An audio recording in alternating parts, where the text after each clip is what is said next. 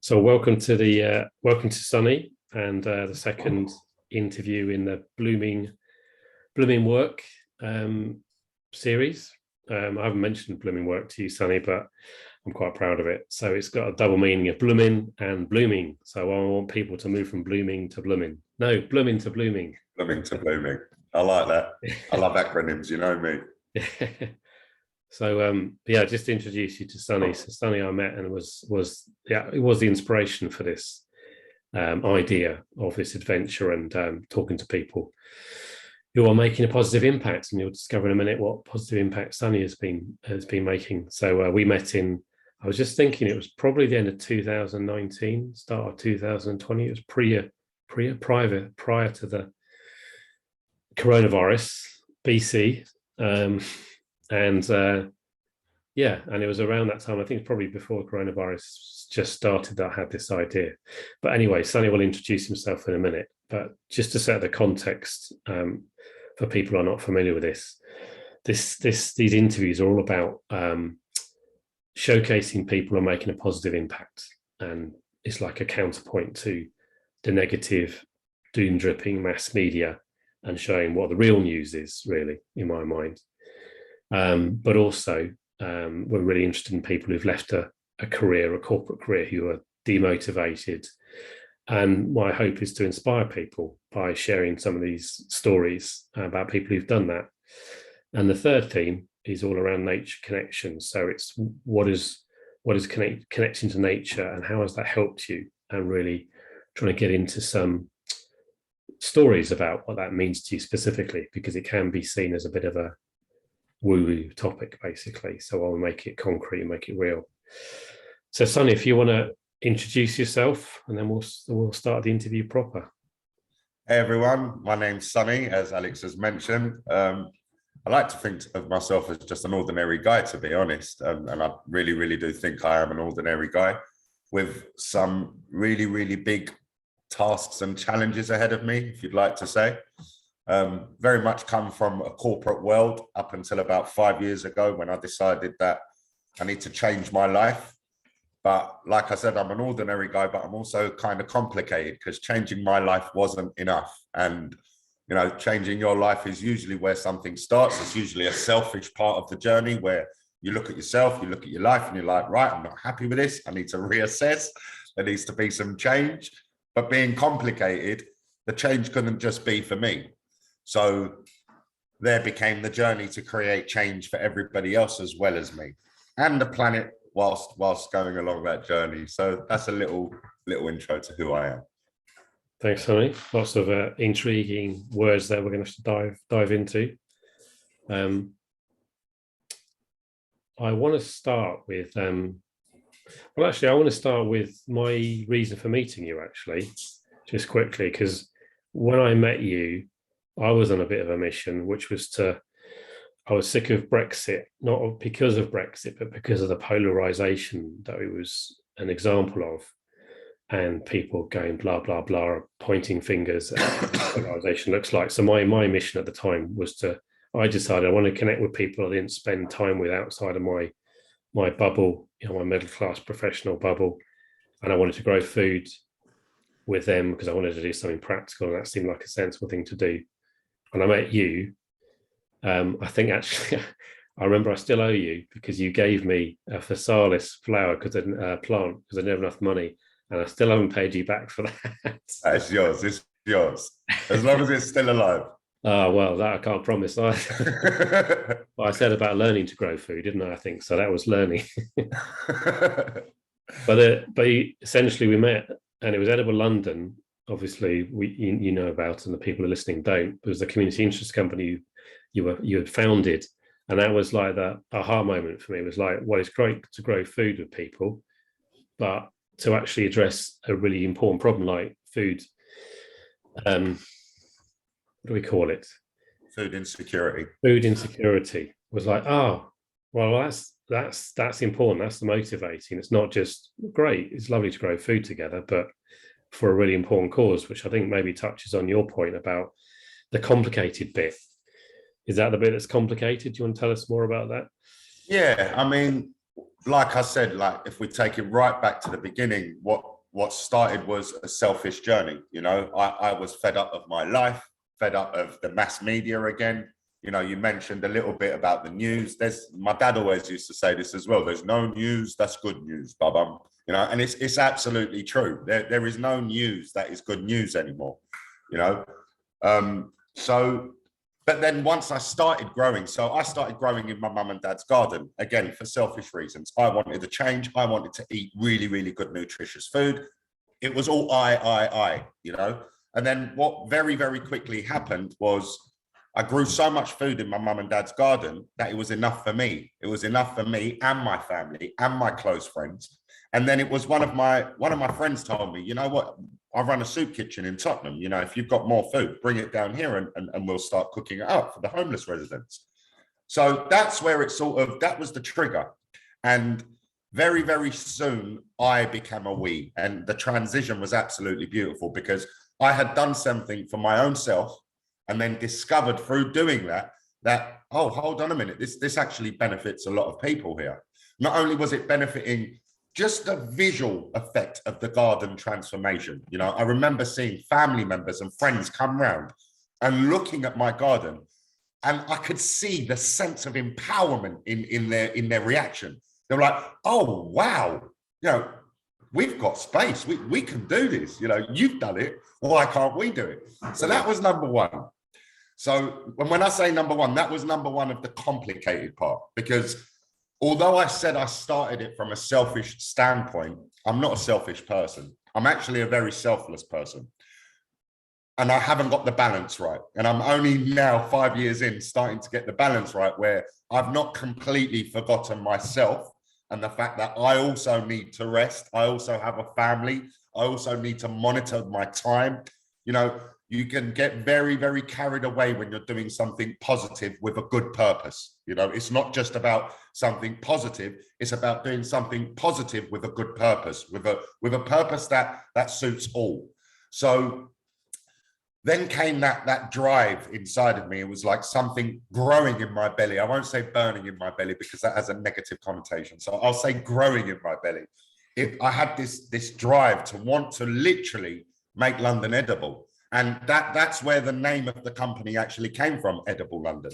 And something people actually have to realize, which is really, really serious, that Edible London is a company.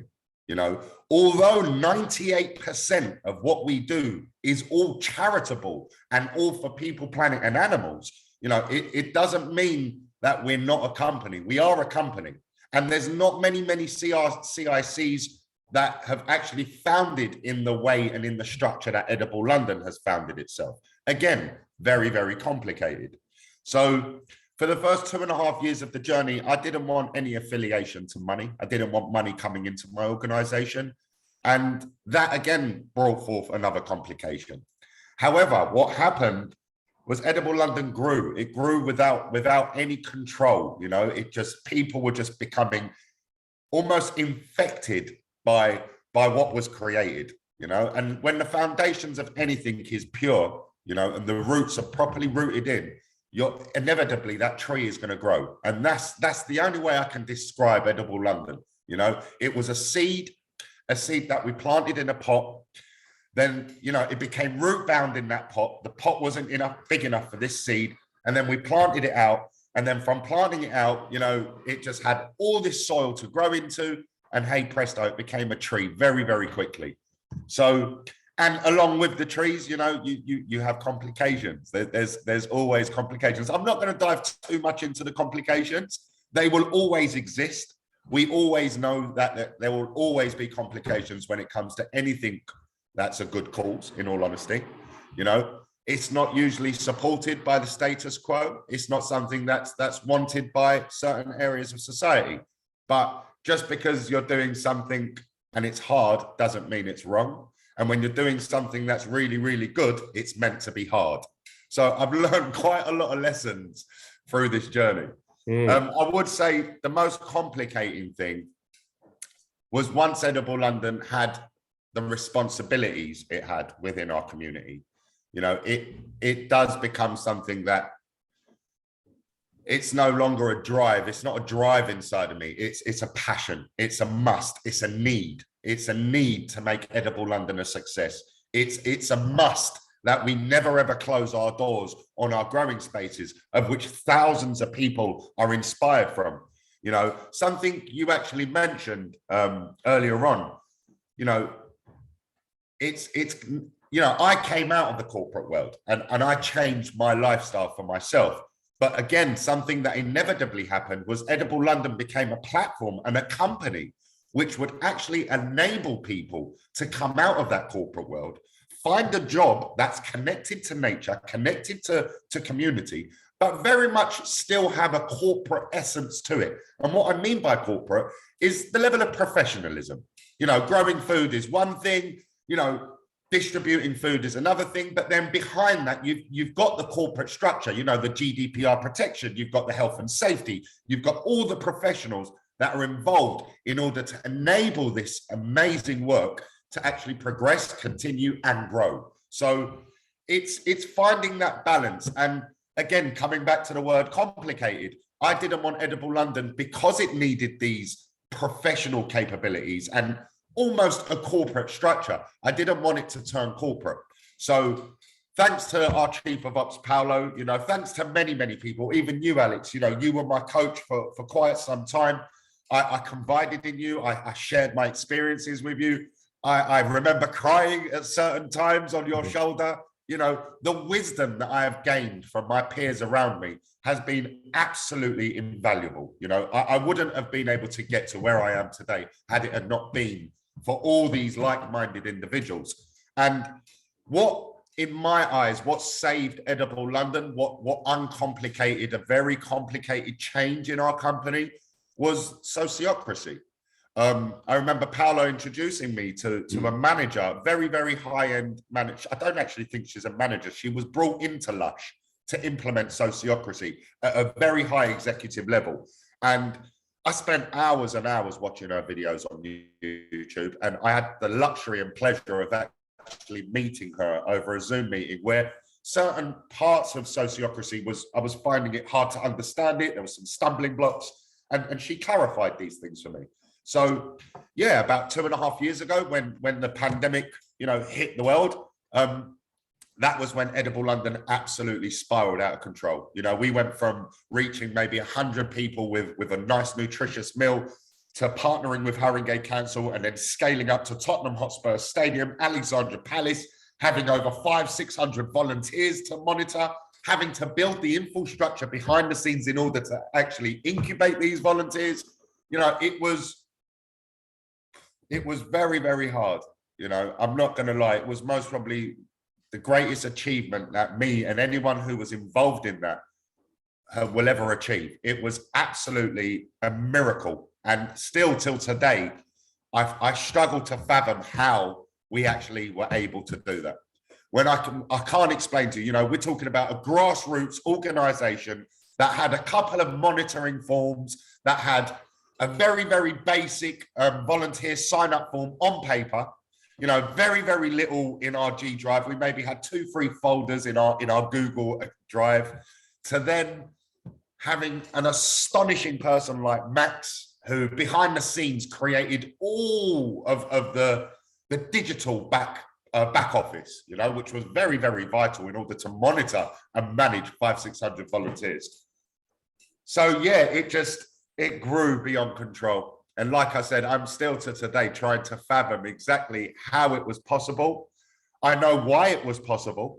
You know, I know why, because I worked damn hard on making sure that Edible London was absolutely pure, that its intentions were very, very clear, that its purpose was, again, very, very pure. And I very much subscribe to, you know, you build strong foundations, you can erect any building you want on this foundation, because we have done the foundation concrete, solid. So I'm not surprised, like I said. I know why. I'm just still trying to work out how. And the how really, really, really does. When I say how, a lot of people are connected to that how. You're one of them, Alex. You know, there are many, many, many people that are part of the how. So, yeah, sorry, I don't want to stray too much off the questions. I'm trying to be as much. No, it's good. I think you've painted a good picture for Edible London and how it's come to be. And I'm just going to mention, so if people want to find out more, they can look up Edible London online. And there's one of the products I know during that time was a lot of people volunteering to help build a beautiful website to tell the story, which is, in these days is necessary. But there's so they can go and look at that themselves. But there's a few themes. So I'm trying to inspire people who are perhaps early in the journey of thinking, what can I do? I want to do something better. I want to make a contribution. I want to be motivated by what I'm doing. And we can hear very clearly in the way you speak your energy, your motivation. And there's a few different things. I was really interested in the corporate there's like being corporate, not being corporate, like a paradox thing. But personally speaking, initially, you talk about being selfish and selfless.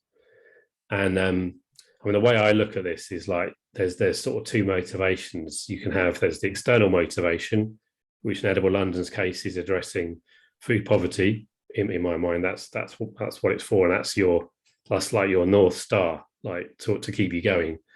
But there's the internal motivation, and you talk about basically burnout, which I know and have seen as a big issue, which I guess is what happens when that North Star is the only thing you see and you forget about yourself. So you become so selfless, you forget to be selfish.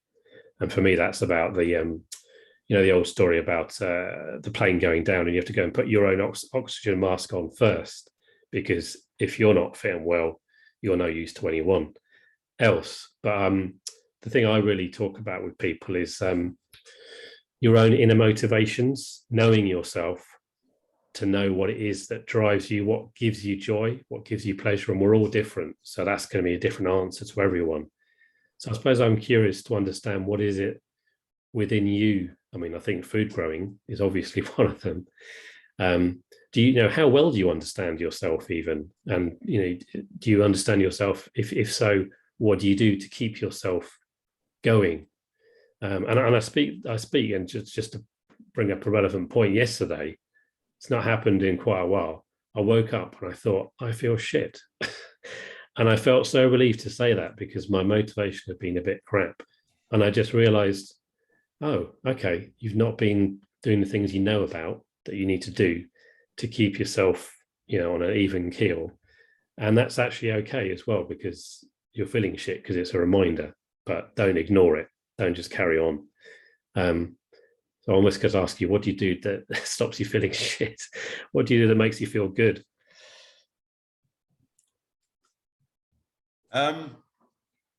You've asked a couple of things there. Yeah.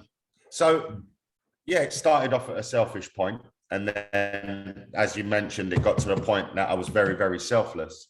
But then what I needed to do was to remind myself that the greatness actually started from the selfish point of view.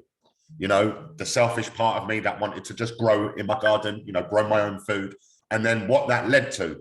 And then you find yourself coming to that point where you're burning out, you're feeling very emotional, which I felt, because I'm on this selfless journey. And it's like, well, finances for one. Why isn't everybody seeing we need money to continue this work? Why are people not understanding how vital this work is? There's case studies out there that back up the work we do. Just in Haringey alone, there was a case study in 2019, which was monitoring the air from Alexandra Palace to St. Anne's, near St. Anne's Library. And there was a 4.5-year difference in life expectancy due to bad air. We're talking about in the same borough, So when you're out there and you're doing all of this, selfless stuff, you're kind of slowly becoming very, very isolated. And that's where I found myself. I was becoming isolated within my own vision, within my own journey. And then what I needed to do was to remind myself that selfishness, actually being selfish, was what started this journey. So there is a healthy balance in being selfish and thinking about yourself. And there is also a healthy balance in thinking about others.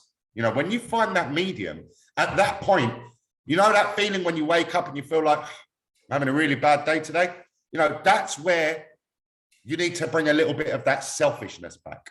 Because when you feel that feeling, it's because you're not thinking enough about yourself. It might be, you know, I'm broke, I haven't got no money for myself, and I've got this massive organization. You know, I've got children I need to feed. Yeah, the numbers are great. We're distributing 35 mils worth of ingredients a week, but I'm not a receiving beneficiary of that. You know, we're leaders of this, you know, so yeah, there's that healthy balance. And it all usually boils down to, this is the thing. I know you said everyone is different, but we're all very, very similar in two massive, massive ways. We all use the same trading commodity in this world, which is money. You know, majority of countries now in this world use money as the main commodity. This is what we pay our bills with. This is what we buy our clothes with. This is what we pay for our food with. And the other really, really big thing that connects us, again, although we're very, very different, you know, 7.2 billion people, 7.2 billion different individual people, you know, that within itself is mind-blowing that we've got so much diversity on this planet. But food also connects us all. You know, I've sat down in that greenhouse and done a harvest and cooked an amazing vegan lunch.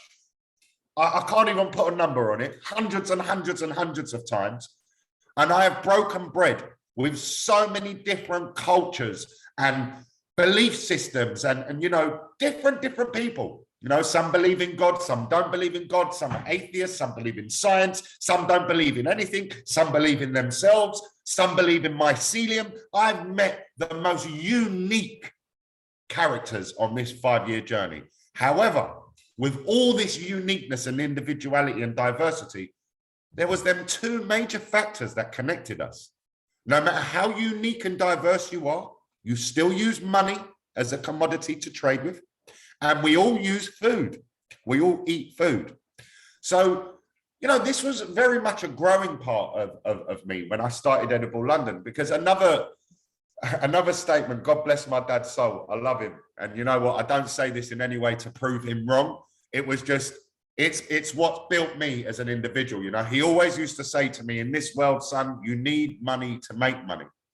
And that was one of the biggest reasons why I didn't want money involved in Edible London. For the first 2.5 years, you know, if anyone who's watching this who are my closest, they know the struggles I went through in them 2.5 years. And when I say struggles, I literally mean not having a penny. So what were the struggles? Because I was still eating.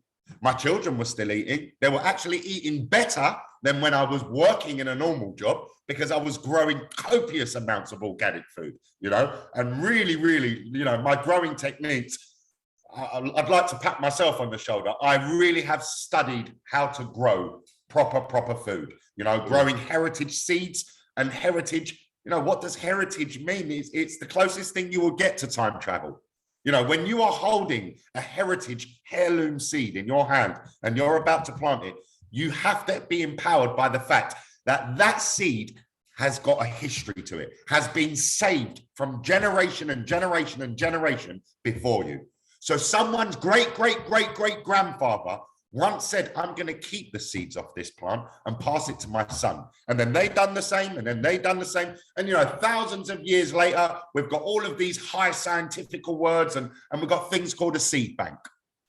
You know, a seed bank is, you know, go back a couple of 100 years, that was something that my father left me. That's what a seed bank would be called. It'd be called an inheritance, you know? So, yeah, I don't know if I've strayed off the question. I do apologize, but if you could just remind me again what the question was. We're talking about what gives you energy. That's what kind of gives me my energy. It's all the negative things. That's where I was going to bring it to. So, you know, the fact that we live in such a terrible world, you know, it is a terrible world. I can't honestly say I'm proud to be a human being, because I'm not. I'm proud to be who I am. I'm proud that there are many thousands of like-minded humans like me on this planet. But unfortunately, the truth is there's a lot more people on this planet that are just hell-bent on destroying society. You know, leaders in this planet are more in love with money than they are with justice. You know, there's a famous statement by Martin Luther King, and I think there's a lot of relevance to it. Let me just find it, because I do not want to pardon me. Sorry, 1 second, Alex. Right. Leaders, what was it? We need leaders not in love with money, but in love with justice, not in love with publicity, but in love with humanity. That was a statement by Martin Luther King, you know, and what's really, really, really amazing is our history shows us that it's the acts of individuals in our history that have paved the biggest change in our present and our future.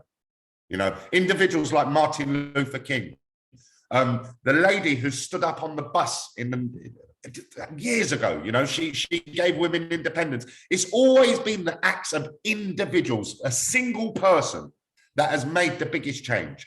Yet when you look at governments, when you look at councils, when you look at, you know, leaders and big political parties, half the time, watch it, because I do watch it. I'm very politically involved, but I'm very politically neutral at the same time. I like to know what's going on in the world and globally, not just in the UK. You know, as many people may know, I'm actually abroad right now launching Edible Cyprus, Edible Turkey. And then from that, we're going to be launching Edible Jamaica and Edible Africa. And how is this even possible? It's because, again, the selflessness in me can't just handle the fact that what we've created in Edible London is only for people in London or only for people in Haringey. So what drives me, getting back to your question, what drives me is the world is in a disgusting place, you know, a very, very horrible place. We're hearing scientists, you know, we send, as human beings, we send our children to school. We all share this. As human beings, we want our children to have a great education, to become someone great in their life, you know. So we do all of this. Our children go to school, become scientists, leave school, put all of that wisdom and expertise to do case studies that then come and tell us, like the World Health Organization have recently released, that meat causes cancer. You know, scientists from around the world globally have come together with all their knowledge that we've sent them to school to study this, you know, have come together and said, we've only got 50 summers left of fertile soil. You know, we've only got 40 years of fish in our sea. And then they tell us the reason for these global catastrophes. The reason is us. You guys are the reason. So we're the reason that is happening. We're the reason they've got the education in order to tell us this, but we haven't got the power to change anything. I couldn't live in a world like that, Alex. I could not live. I could not breathe. I could not focus. I could not love my children unconditionally. You can't love anyone unconditionally if you're part of the reason that they will cease to exist one day. It's an oxymoron statement. This is what drives me. So although it's negative, I don't know what I was blessed with inside of my body, but negative comes in my ears and it becomes light in my eyes. Darkness goes in my stomach and it becomes light when I project it out. What drives me is all the shit in the world. I welcome it. You know more than anybody that I have been faced with some serious bureaucracy on this journey from some very unfortunate people. And I will call these people unfortunate because they also have the ability to love unconditionally. They also have created ventures and foundations for greatness to come from. Edible London came from one of these so-called foundations.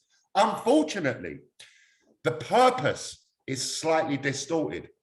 And if your purpose is distorted, no matter how strong your foundations are, the purpose ain't going to hold it. It will still crumble. So it's not just about the foundation, it's about the purpose. Okay. So yeah, sorry, I'll stop there. Darkness drives me. As everyone is witnessing, Sonny has a lot of passion and it comes through. And I remember many conversations last year. I mean, your energy is amazing, to be honest with you. It's the way you describe, you were talking about the light and so on, is like force of nature comes to mind. And there are some people we describe that way, and it's appropriate. And I don't know whether you call it a gift or whatever, but it is what it is. But I just wanted to come back to sort of, I suppose what resonated specifically for me, which I think might do for others listening, is that desire to act, is that injustice, and your action is all individual, obviously, but but it's that no longer standing by. And I was posting recently about being involved in Extinction Rebellion.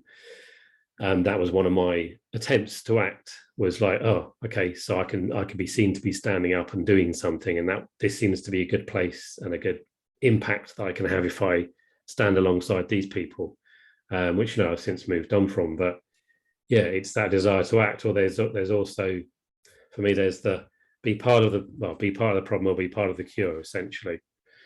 And when my darker moments, I think about, well, if I'm not doing something, I'm complicit. I'm actually helping feed and nurture a system which is ultimately inhumane, destructive, and it's you need to be careful to get too deep into that, because it's not particularly helpful. But in my heart, that's where I've been, and I've come out personally into a more, let's say, productive place, constructive, and to be the essence for me, and it'd be interesting to see how you relate to this, is my goal is for me and for other people to just be themselves. If you can get as close as you can to expressing and understanding, because we don't necessarily understand it, what is your true nature, as opposed to fitting into a space, into a box, which just comes back to the corporate thing, which has been defined for you, and shape yourself in that way so that you can be safe and be acceptable and get the money and basically be compliant, then that's all you can do. That's all you can aim to do. That's simple. It's a really simple directive, which I like. So I don't know how does that relate to you? So the idea that if you just try and understand who you are and be yourself to as much degree as you can, that's a good sort of rule for life, if you like. I think it's a complicated one, because you can spend a lot of time trying to understand yourself. I mean, I for one have most definitely been through them paths of really trying to work myself out. However, what you find is in that time passes, and as time passes, yourself grows and you become someone different. Very true. So trying to work myself out ain't actually what my goal was. Trying to work out where myself was most comfortable was a lot more productive for me. So if that makes any sense, and just touching on a couple of things you said as well, silence is very much acceptance. Absolutely. If you're silent and you're just perpetuating, this spinning disaster, that doesn't help anybody. However, pointing your finger also doesn't. I have mentioned the government, the people in power, the status quo, but I will never point a finger. You mentioned to look at our website. Please do look at that website. It was built by some incredible volunteers. So much work went into that. But our social media, our Instagram account, is the best way you can get an insight onto Edible London. And I honestly, even though I'm in quite a lot of them videos, I really enjoy sitting back and watching it. I've actually sat there and watched our COVID-19 folder, and it's a good couple of hours, but I promise you, it's better than Lord of the Rings or The Matrix, because it's real. You actually see me as a grassroots farmer, a community man, talking about the beginning of the pandemic, and then you see me talking about partnering with the council, and then you see me as an individual grow, using terminologies and language that I never knew before. All this wisdom that was just being downloaded and downloaded and down. It was phenomenal. I am so grateful to actually take that step of change and understanding that I will never truly understand myself, but I need to understand what makes me happy, what gives me the power to wake up out of my bed, and no matter what's going on in my life, because, for the past 5 years, I've had some serious tragedies affect me in my life. I've lost my father, my matriarch of my life. I never had, a balanced relationship with my father. Some personal issues happened, to the buildup of my father passing away. So I never spoke to him for 3 years before he died, and literally only made up with my dad on his deathbed. But nothing changed in my career. My career was still 100 miles per hour. So many people relying on Edible London. I needed to make that work. but I did still lose my dad. Never had time to take off for bereavement. You know, my mum, you know, she's been through war and back. You know, I can't explain. You know, I don't know if many people know about what happened in Cyprus in 1974, but there was a massive genocide. You know, when I studied what happened in my home country in the UK, it's nowhere near the truth. They call it the Turkish invasion. You know, this is what we're taught in the UK, that mainlander Turkey invaded Cyprus. But that's so far from the truth. And then you compare that with statements where, you know, history is always written by the victor. It's the truth. You know, Extinction Rebellion are very, very well atoned with history not being told clearly. How many statues have been pulled down all around the world? Because these people that they're there for people to symbolize and worship, because there's statues of them in Trafalgar Square or wherever in the world, they're actually statues of murderers. They're statues of slave keepers. How is this even possible? It's 2020 something, people. How long are we going to live with this veil over our eyes? When are more leaders in society? I tell you why there ain't many leaders, because people are scared of the other word called ego. You know, you try standing up and saying I'm a leader, the way that society is will say, oh, he's full of himself, isn't he? Who does he think he is? Martin Luther King? You know, this is what happens.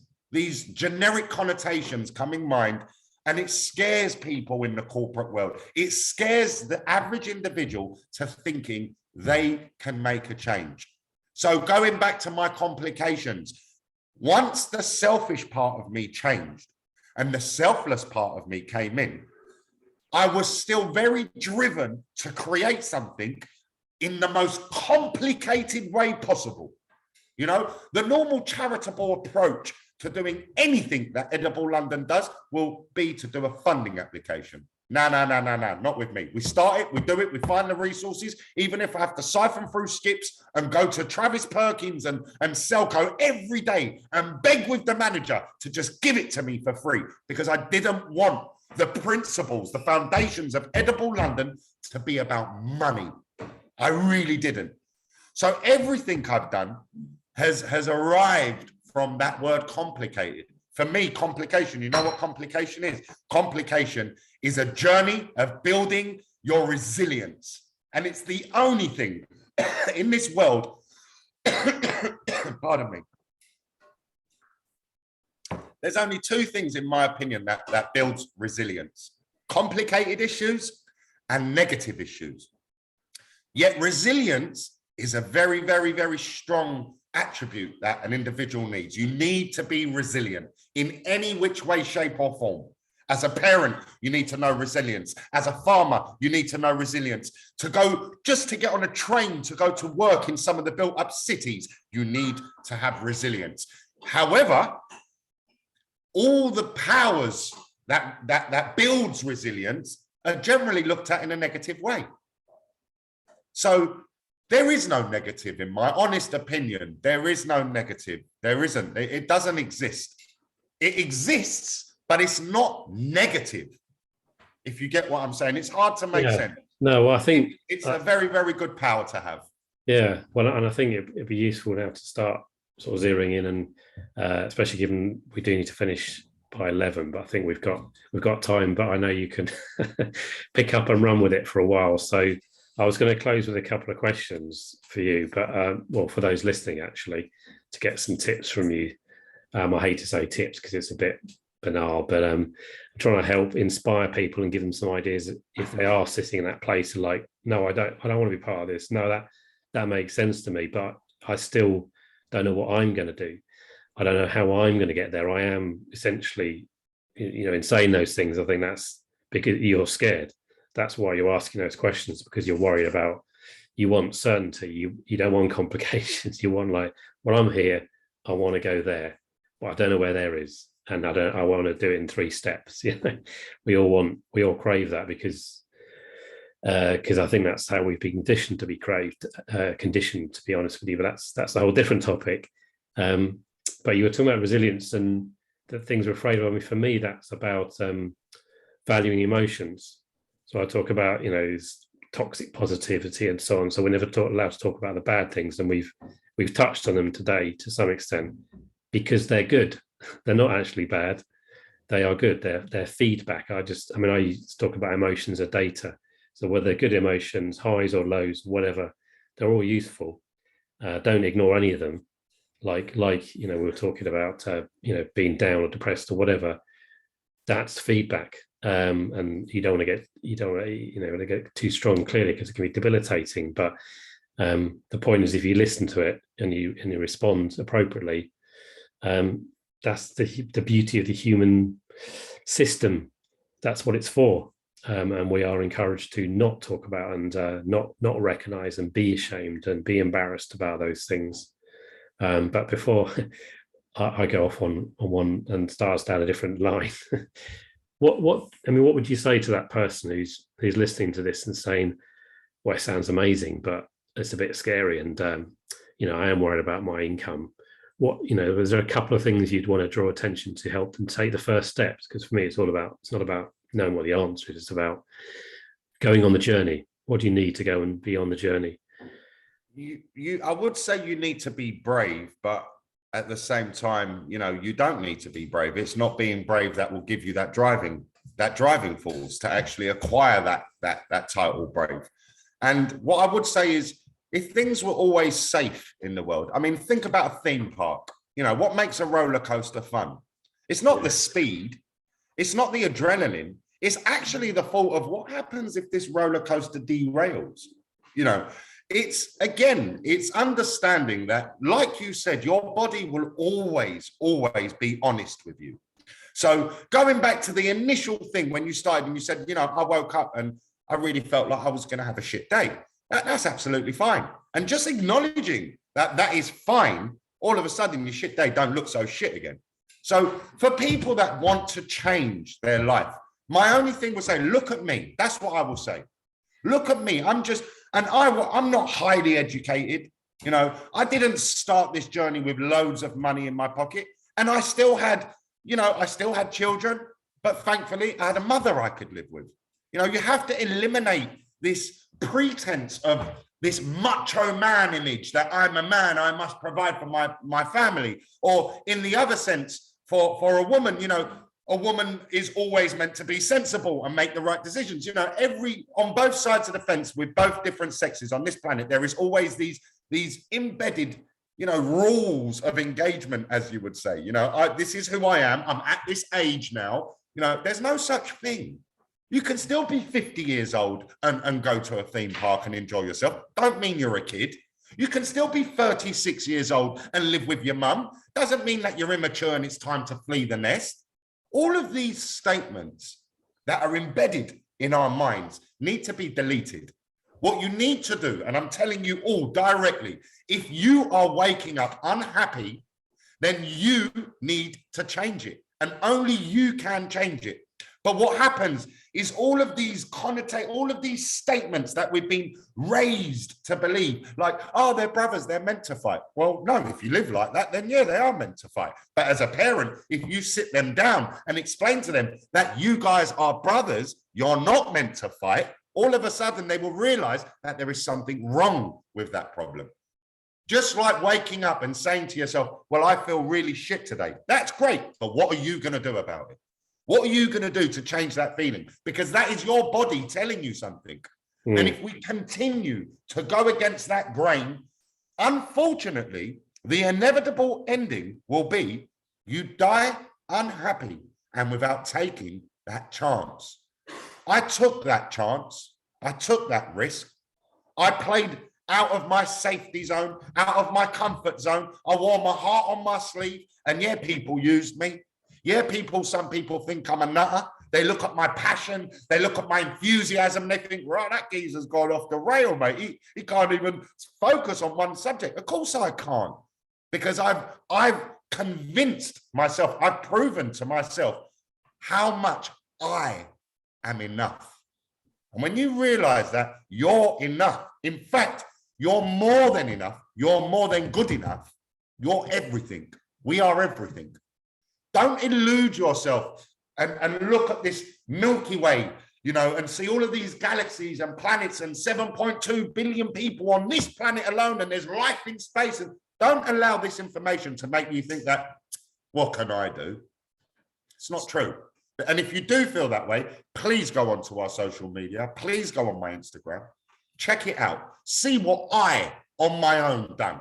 And take acknowledgement. Do not allow society to make you scared of taking acknowledgement and kudos for your achievements.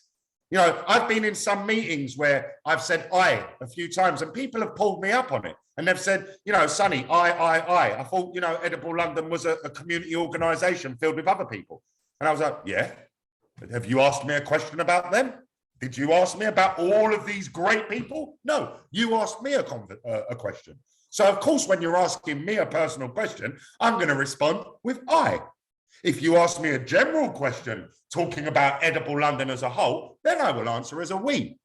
But I know what I achieved. And if there was no I, there could never be a we. So I very much acknowledge there is no I in we, but there can never be a we without an I either. So, yeah, what I would say is to break it all down, stop pointing the finger. I know you mentioned Extension Rebellion, just a little bit to say about them. You know, if 10% of Extension Rebellion's, what would you call them, community, were to come and help Edible London for 2 weeks, and all of them give £1, I'm talking about just the people in the UK, they would have empowered Edible London to have sustainability, financial security. Without financial security, we're still championing 4 growing spaces. We still have a free distribution hub. We still open our doors and tackle mental health, you know, working with people on the autistic spectrum, inspiring young people to think about plant-based food, to inspire people to think about climate change, to do something that you're set out to do, Alex, make people leave that corporate world and go and study in agroforestry, in so many different things to do with the land. We are enough. You are enough. Remember that. Thank you, Sonny. That's a beautiful way to finish off, I think.